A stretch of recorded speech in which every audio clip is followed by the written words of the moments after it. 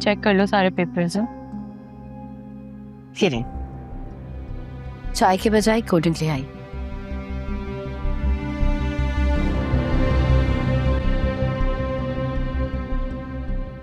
Thank you.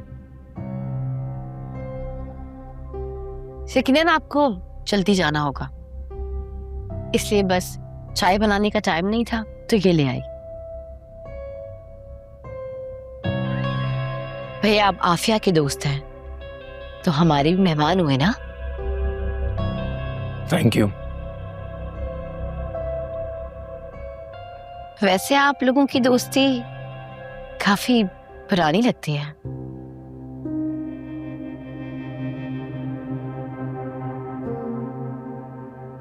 जी बचपन से है दोस्ती। ओह अच्छा अच्छा अच्छा।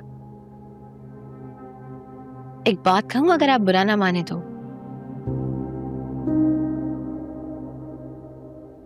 आफिया माशाल्लाह इतनी प्यारी है, कोई भी इससे मिलकर मुतासिर हो सकता है।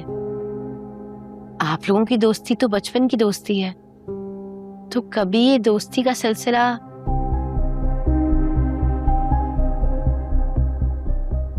प्यार तक नहीं पहुंचा? भाभी ये किस तरह के बेहुदा सवालात कर रही हैं आप फहद से? मैं तो बस ऐसे ही पूछ रही थी। आप जाइए यहाँ से। आपसे मिलकर बहुत अच्छा लगा, दोबारा जरूर आइएगा। भाभी मैंने कहा आप जाएं यहाँ से। मैं चली जाती हूँ, लगता है आफी को प्राइवेसी चाहिए। आप लोग बैठे।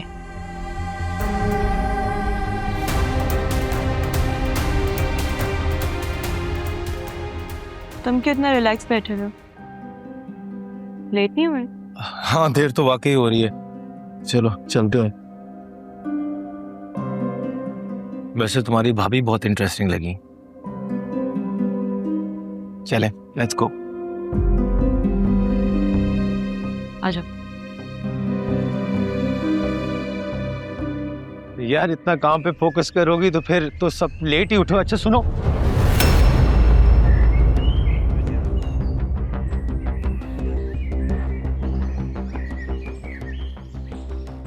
हाँ भाई, बड़ी कहके लग रहे हैं।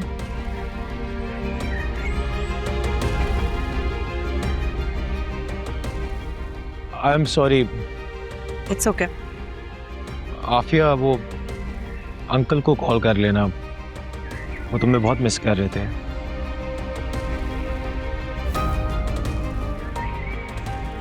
क्या नजदीक है भाई। मैं चलता हूँ।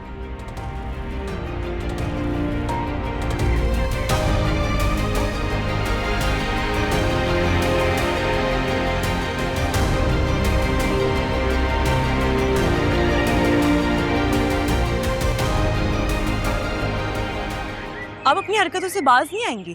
अरे क्या कर दिया मैंने जो तुम इतना गुस्सा कर रही हो? भला मैं तो तुम्हारे दोस्त की खातिर तवाज़ो कर रही थी, तुम्हें मेरा शुक्रिया अदा करना चाहिए और तुम मुझे बातें सुना रही हो। ये क्या दोस्त दोस्त की रट लगाई हुई आपने? वो दोस्त नहीं है मेरा। लाख इनकार करो, हकीकत आशिकार हो चुकी है देवरानी जी। कैसी हकीकत?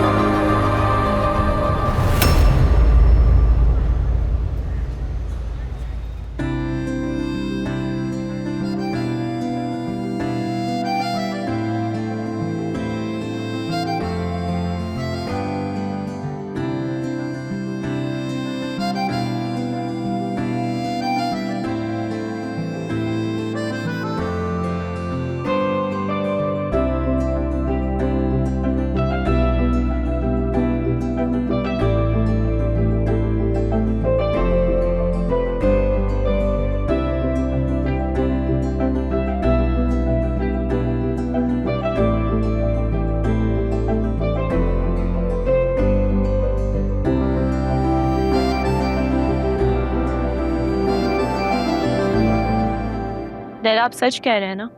मुझे तसल्ली देने के लिए आप मुझसे झूठ तो नहीं कह रहे? आपको पता है ना कितना ख्याल है मुझे आपका। चले आप अपना ख्याल रखिएगा, मैं आपको कॉल करती रहूंगी, ठीक है? अल्लाह हाफ़िज़। आफिया परेशान ना हो, अंकल वहां पे अकेले नहीं है, डैड है उनके पास। मैं तो नहीं हूं ना।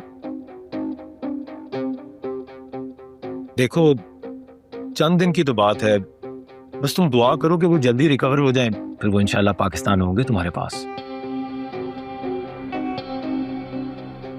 थैंक यू फहद, तुमने और अंकल ने सिचुएशन में बहुत साथ दिया है मेरे। मैंने तुम्हारा साथ देकर दोस्ती निभाई है और डैड ने अंकल का ख्याल रखकर दोस्ती का हक अदा किया है। सो प्लीज थैंक यू कहकर मेरे और डैड के खुलूस को डिग्रेड मत करो। अच्छा, नहीं कहती थैंक। गुड। अच्छा सुनो, मैं तुम्हें और अमर को डिनर पे इनवाइट करना चाह रहा हूँ। सबकी जरूरत नहीं है फहद, इन फॉर्मेलिटीज में मत पड़ो।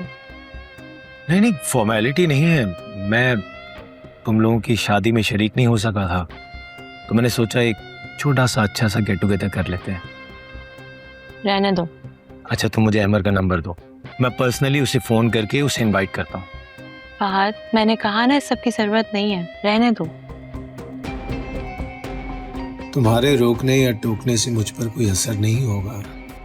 मुझे जो चीज चाहिए होती है वो मैं हासिल करके रहता हूँ, फिर चाहे वो अहमर का नंबर हो या फिर तुम। यू कैरी ऑन, बाद में मिलते हैं।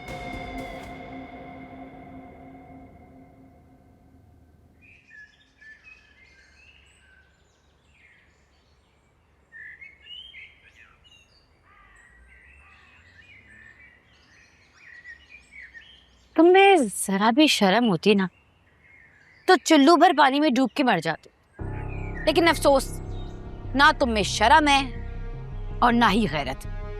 तभी तो इतने धड़ल्ले से घर में घूमती फिर रही हो जैसे कुछ हुआ ही ना हो। भाभी मुझे आपसे कोई बात नहीं करनी।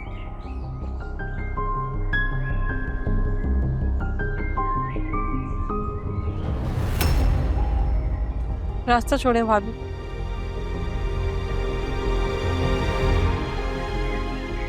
भाभी मैंने कहा रास्ता छोड़े। दिल तो चाह रहा है कि तुम्हें अंदर का रास्ता देने के बजाय बाहर का रास्ता दे दूं। तभी तो सारी बातें शारिक को बताई थी कि वो तुम्हारा हाथ पकड़ के एक गैरतमंद भाई बनकर तुम्हें घर से बाहर निकाल देगा। लेकिन बुरा हो गुड़िया बाजी का, गलत टाइम पर आ गई। कोई गलत टाइम पे नहीं आई थी, वो बिल्कुल सही मौके पर आई थी और उन्होंने आते ही आपकी सारी उम्मीदों पर पानी फेर दिया। वरना आप तो चिंगारी लगाकर भड़कती हुई आग में बेचारी मारिया के ख्वाबों की रात देखने की उम्मीद में बैठी हुई थी। लेकिन भाभी वो कहते हैं ना कि इंसान लाख बुरा सोचे, लेकिन अगर अल्लाह ना चाहे तो कोई किसी का कुछ नहीं बिगाड़ सकता।